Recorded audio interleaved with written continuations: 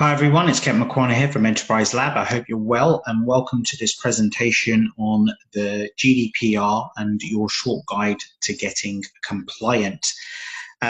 So what we're going to do over the next sort of 10 or 15 minutes is I'm going to just take you through GDPR. What is it? How does it work?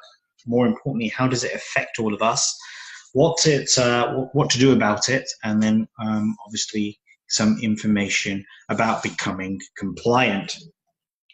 So, what is GDPR? GDPR stands for General Data Protection Regulation, and this GDPR has been set up as an EU directive, and it supersedes the Data Protection Directive of 1995 and the Data Protection Act of 1998.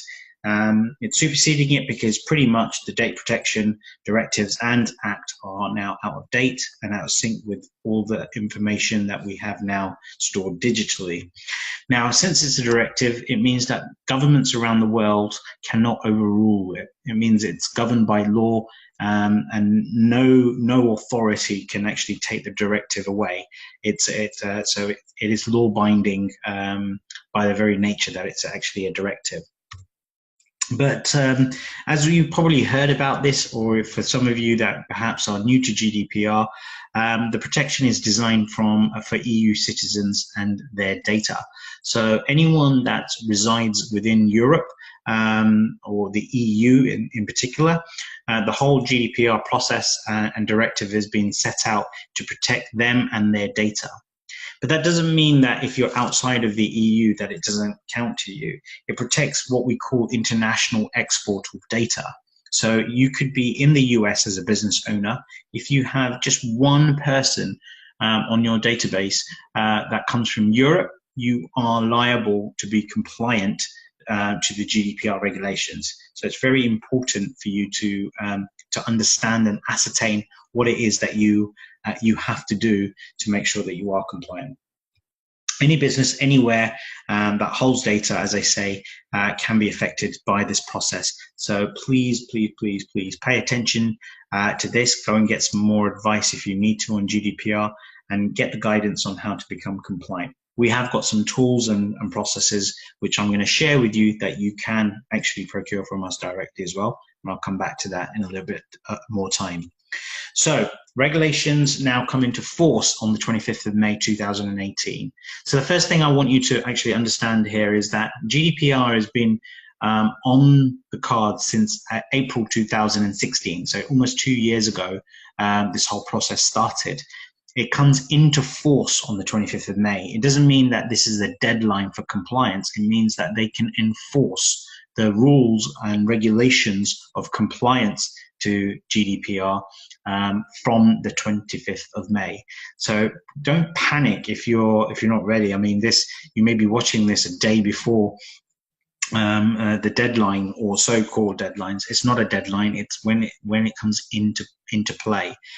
Considering the amount of businesses and the amount of people there are around the world, it would be very, very difficult for everyone to be canvassed and for you to be under threat of not being or being non-compliant.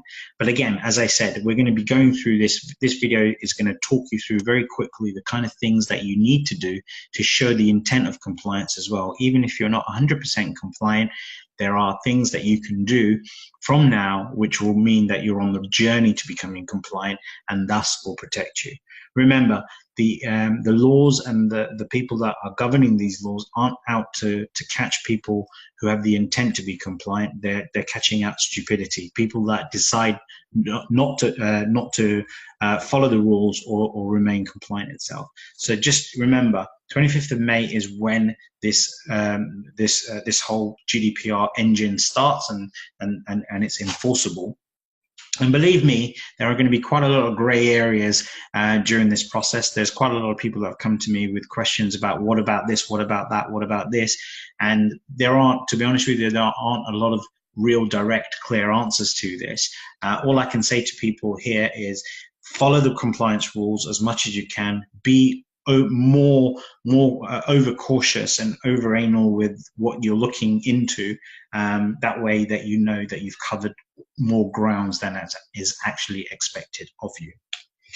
So how does it affect us? Well, GDPR works in a particular way. It's all about privacy and protection. So, as you know about the recent things that have happened with Facebook and Cambridge Analytica and the release of data, we've had things for like Madison Ivy in the past where data breaches have caused security issues and people's credit cards have been available online. Twitter recently have had issues with security of names and passwords for accounts that have accidentally been distributed. The GDPR issue is really around privacy and protection, more so to the fact that giving us a better, clearer picture of how our data is accessed, where is it retained, and more importantly, how is it used? How is your data used? I mean, when data first came up and digitalization of data came up, it was a wild west. A lot of people, including myself, were in a position where we could buy and sell data, as a part of our process. The way in which you use Facebook advertising is a form of buying data because it's you're paying for leads in this respect. So, now it's come as we become more and more transferable onto digital and the Internet of Things and technology, our data becomes more and more insightful or in detail, but at the same time, we are vulnerable to breaches, the theft of data, manipulation, etc., etc. So beyond this, there's also the right to be forgotten. We all have rights as consumers to be forgotten from people.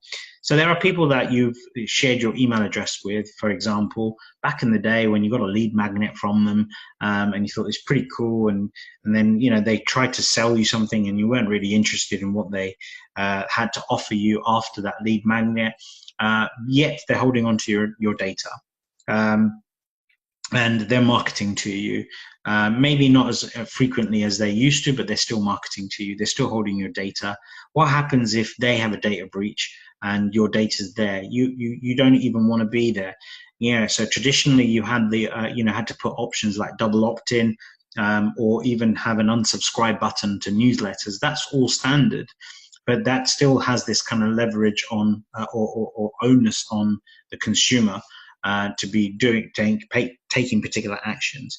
What this talks about now is, as businesses, we have to be more responsible with the way we hold, retain, and use data, and also how we exit data out of our systems as well. So you don't necessarily need to be holding on to all the information and data of people, in particular those that aren't your customers.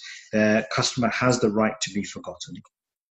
There are also, as I said to you a bit earlier, the ICOs, the Information Commission officers, alongside with the general rules of GDPR, are not designed to penalize those that are trying to become compliant. They're going to penalize incompetence of data breaches. Anything simple as writing email addresses and personal data and information onto pages when you're at an exhibition or a show. These pieces of paper that have all this data, which is then put together into a file, a document file, put into a briefcase or a travel bag as you travel back from a show. If your bag gets lost, you've just put the risk of all that information to be breached, and that incompetency will be will have penalties occurred to it. So you really got to start thinking about how you're attracting, absorbing, and onboarding data, how you are actually then protecting it through the retention of that data, and how you're getting rid of that data that you don't necessarily need to use. Overall, GDPR is a positive thing, guys, so don't feel overwhelmed by it. As I said, don't bury your head in the sand. This is giving us better security over our identities online.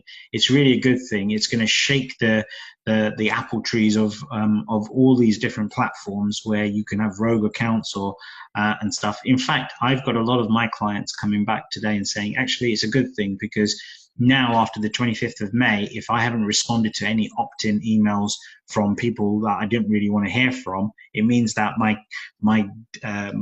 kind of subscriptions have all become refreshed again. So you start with a blank canvas, and you're only going to be subscribed to the people or the things that you want to be subscribed to. But ultimately, the whole design of this is to give us better security over our identities online. I believe it will have some effect around the whole process of the way we're marketed to in the future, and the quality of the marketing that's going on as well. So you've seen already in certain environments the cost of advertising and sponsoring, like from Facebook, has gone up by 140%. Google's coming up next. You know, there are numbers of different areas where you pay for advertising and costs are going up, but also the scrutiny and stringent levels that you've got to have. No longer can you go onto Google and actually put specific testimony which is just written. You need to have video testimony that goes alongside this. This is actually to create authenticity. It's all about authenticity as we run forward into a digital age. So businesses that don't comply with this, so if you want to bury your head in the sand, if you want to ignore it and you think, nothing's going to happen to me, you know, I'm just a small little you know, part-time sort of trader on the corner, I only have a small select number of groups. You breach this, and if you're not being seen to be complying, you risk having a 20 million euro fine, or up to a 20 million euro fine, or 4% of your total profits, whichever is greater. And I think that rule is going to change as well. So this isn't something that I would encourage you to ignore. If you don't understand it, go and identify people that do. Go and ask the questions. Go and make sure you're doing something to become compliant. I'm not trying to scaremonger you, but I'm just trying to say use common sense, common logic, which often isn't common. You know, so this is all about making sure that you don't fall into the trap of being incompetent and actually ignoring things. And if there is a data breach, because the data breach it may not be directly responsible from you. It could actually come from someone else, a third party that has access to the data that you've provided them. And if they breach it, you're messed up at the same time. So we're going to be talking a little bit about this very, very shortly. So what do we do about it? We need to understand the regulations. Now, if you're like me and you don't really read terms and conditions all fully because there's so much of it and you just don't understand and there's a bit of psychobabble, again, understanding the regulations is getting to someone that can simplify it down for you. Know what your exposures are, know what your risks are, and understand how you're going to mitigate those risks. That's all we're asking. That's all they are asking you to do, okay?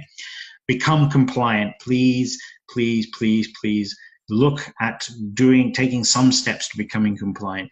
Remember, from the 25th of May, the regulations come into enforce, which means that if you can demonstrate that you are doing everything in your efforts to become compliant, they will leave you alone. Well, they'll give you some time, you know, but if you get to a stage after the 25th of May and you do get approached by the OCO because a complaint has been put in about your data, and remember, this could be done maliciously by a competitor right the way through to a real disgruntled client who's looking for some quick income. Generally, what can happen from here is if you're not even on that journey to compliancy, it could get you into a lot of hot water. So becoming compliant it's a non-negotiable, my friends. It's a non-negotiable. Staying compliant is the next thing. You know, once we do this isn't just a one-off thing. We think, woohoo, I've done my 5 or 6 pieces and that's it. It's an ongoing process. We need you to build into the mindset a system which makes sure that you're auditing yourself every 90 or 120 days, or someone within your team is doing this kind of stuff, just to make sure that you stay compliant. A very fickle thing of just changing one of your third-party assets, then maybe going from PayPal to Stripe, and if Stripe isn't GDPR compliant, could really bugger you up. So it's about how to stay compliant. We're gonna go through a little bit of that with you as well. So understanding GDPR. It's a minefield. There's lots of gray areas. And I told you this already at the beginning. Why? Because it's coming into force. There are so many questions. There are so much levels of uncertainty. Some people are saying, why do I have to do it? Others are saying, what the hell's going on?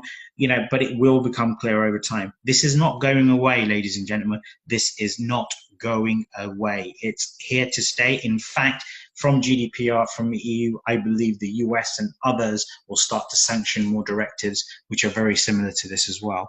Remember, Facebook is now actually under scrutiny by the European law now after they've done the US. So don't get it into the idea that if you're not in Europe, this doesn't affect you. guess what? If you have one person on your list that's from the EU, you are impacted by it, and this is going to only become bigger as it goes along. But it will become clearer over time. The more, once we're into the enforcement of the regulation, the more we'll understand how we stand and where we stand on particular things. Guys, keep it simple. If you've got data on people that you need to demonstrate how you use it and protect it, that's what GDPR is all about. You've just got to be able to have a system in place that shows how you get that data, how you hold on to that data, how the data leaves you, and are you doing this in a responsible manner? Okay, so the two words that I use is common sense, and unfortunately, there's not enough common things about that. People kind of go onto these complexities and think that these technical systems do things. I just want you to keep it simple, guys. Really, it's understanding about how data flows in and out of your business and how you protect it and how you destroy it. GDPR is not just about you, but it's also the third parties that you use. As I mentioned already, there are other stakeholders involved in this, your CRM software system. Anywhere where you share any data with any particular platform, and don't assume that all of these platforms are GDPR compliant, because we know if you broke that word down, it makes an ass out of you and me, and this is exactly what can go on. I've been working on GDPR compliance for a major project of mine, which we started 6 months ago. 6 months prior to that, we already started to look at GDPR as a compliance route. And when I went to Google, because we were using Google Drive, we said, we're storing data. We're giving you, your platform has access to a lot of our data. We wanted to understand where the security and scrutiny levels would be. And I also needed a statement of GDPR compliance, to which the response from Google was, we don't issue GDPR compliance statements. It's your responsibility on the protection of your data, because we are just a platform provider.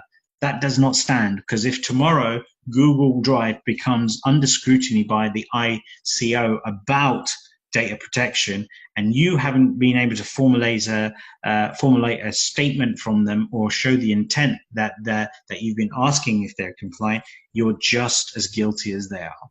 So, it's not just about you, it's about the third parties that you use. And again, I'm not saying this to scaremonger you, but I'm here to think about beyond just the realms of Google Drive and your CRM software system. How many different places do you actually give access to third-party data, or data to third parties, should I say, from your lists? Stripe have data, PayPal will have some of this data, certain email tools has data. There are so many different levels, and this is only going to get deeper and deeper and deeper. It affects everyone. So don't, as I said, please do not bury your head in the sand. It's time to stand up and say, look, okay, I'm no expert in this. I haven't got a Scooby clue, but can someone help me? And be prepared to invest into it. Now, yes, there are minefields out there. There are people that actually are going to be trying to sell you thousands and thousands of dollars and pounds worth of programs to become GDPR compliant. Use your common sense again. It's kind of a situation of understanding, making sure that you understand clearly what's expected of you, and choosing the right paths down that line. So, biggest question that I've had to date is, what do you have to do to become compliant? What I've done is I've done a lot of essential reading. I've read, I've looked at what some of the experts are putting out there. I've also looked at what a lot of corporations are doing at the moment in terms of creating their compliancy. And I've whittled it down to these kind of areas here that I'm going to share with you. The first thing is you need to register with the ICO. Now, the ICO that I am aware of is ico.org.uk. We'll put a link into this later, but you can go to that link. If you go into organizations and register, so it's the direct link, you'll probably find that there is an assessment that you can take, which actually tells you whether you need to be registered with the ICO or not. And that's quite important, because the registration with the ICO is a fee-based product. It's not just a simple, it's just not a simple thing of you putting your name and address.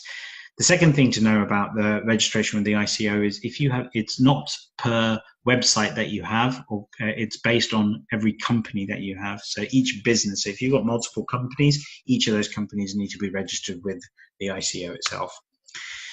The next thing you've got to do is you've got to create what we call a data flow audit. It sounds really technical, but I've put the jargon in there so we can break it down into simply forms. The data flow audit is exactly what it represents here. It's the creation of a visual flow of how data comes into your company, how and where it's retained, where is it used, and then also how it exits your company itself. So doing this as a visual template is really, really good because you can actually see it all. You can see how it all flows in. We're talking about all the different software, apps, platforms. Everything needs to go into this flow so you can start to see how things are working. When you understand how it works and you align it to what the conditions are of the GDPR, you can then undertake what we call a gap analysis. And a gap analysis is that simple thing. It's analyzing what's missing in the process. Filling in all this kind of information will now start to tell you the kind of things that you need to start working on to become more compliant.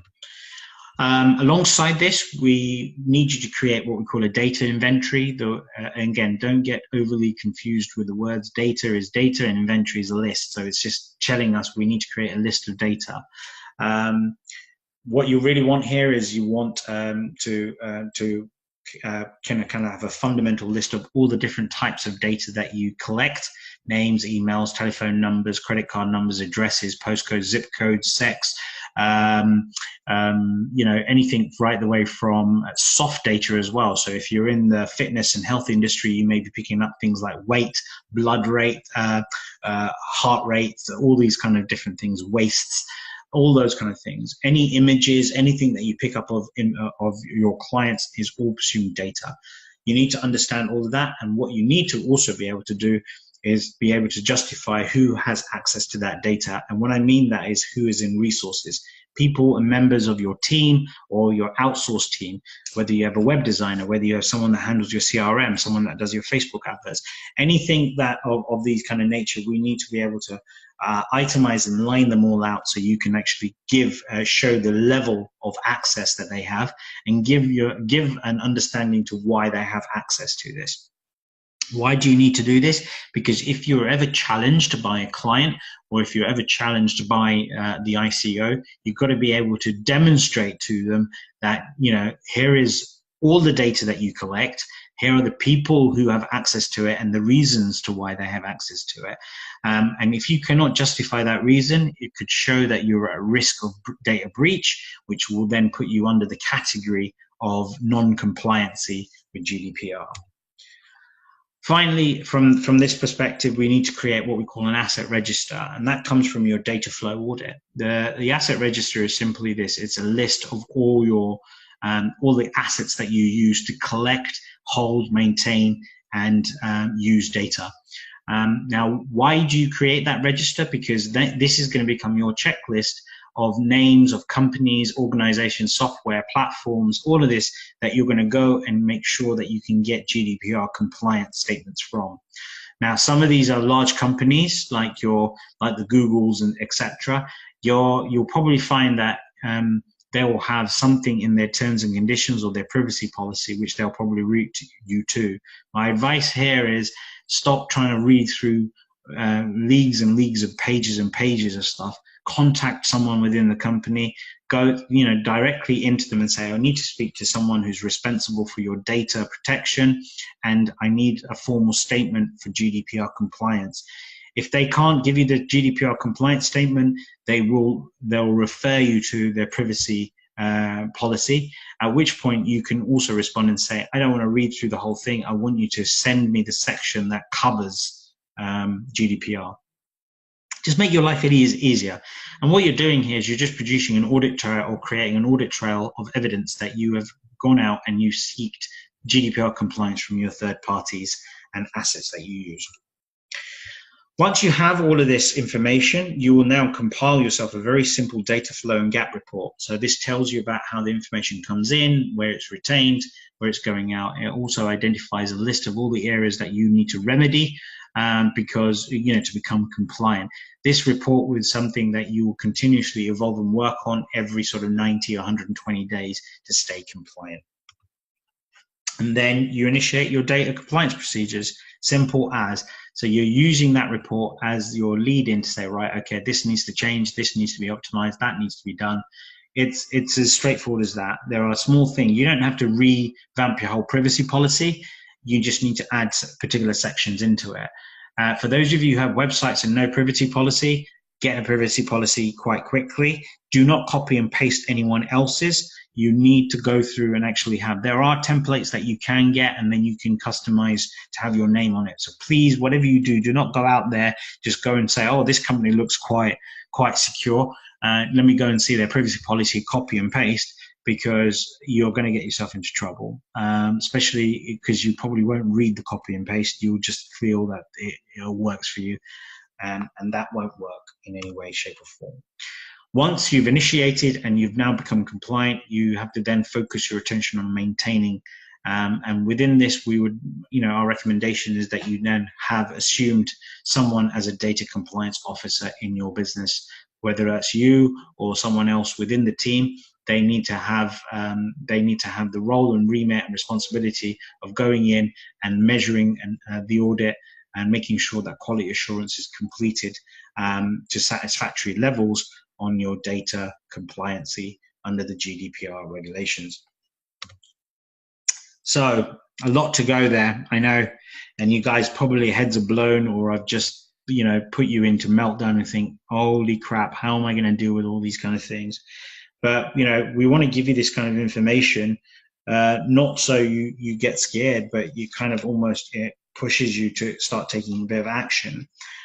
So, I'm not here to just hinder you. I'm here to help you as well. And as a result of that, we've developed a toolkit and resource center, which is ready for you to use. Our toolkit is a GDPR compliance kit. So it will come with templates like your data flow audit. It will have a template in there for gap analysis.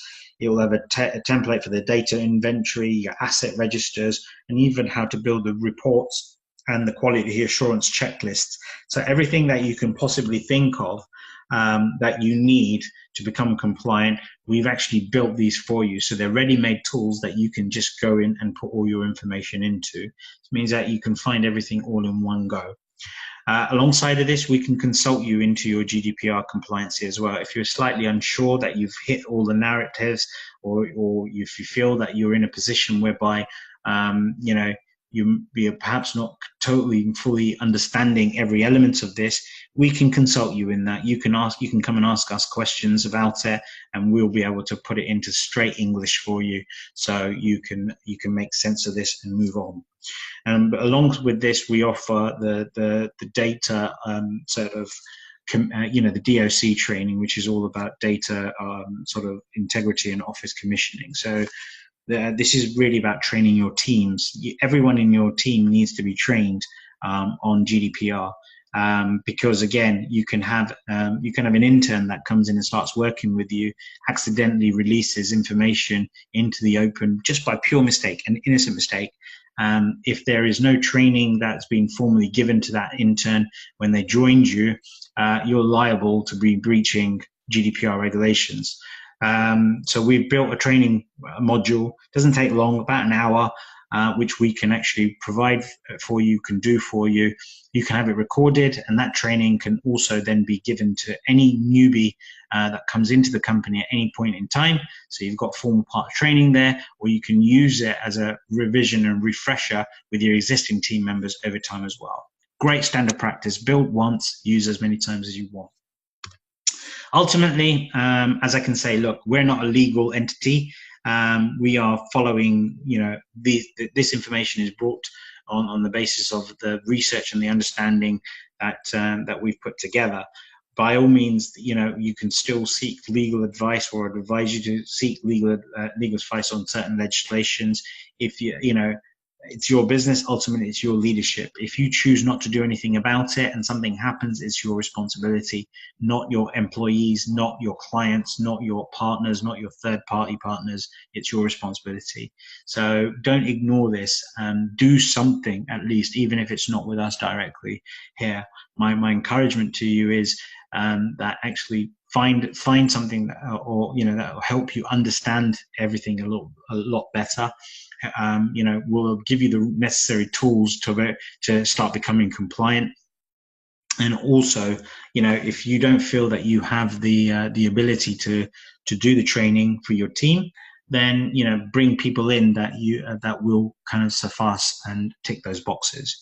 There is no certifications that are given by any, or shouldn't be given by anybody when you complete training and stuff, because unless they come from a fully accredited group, which are under the EU GDPR or under the IOC. So if you want further information on things like accreditations and certificates, go and visit the EU GDPR website. There are a lot of these types of opportunities available.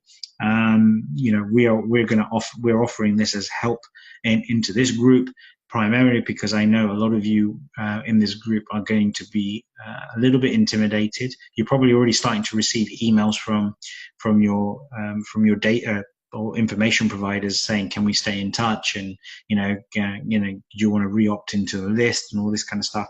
All the actions need to be taken, but just opting people back into a list is not enough. Have you done all these other things that if someone came tomorrow and complained, you can actually verify and show that and saying, look, we've taken necessary steps to be compliant. You may not have got everything right, but listen, you're not going to be penalized for incorrectness. You're going to get penalized for incompetence. So guys, ultimately it is your business, it's your responsibility, it's up to you.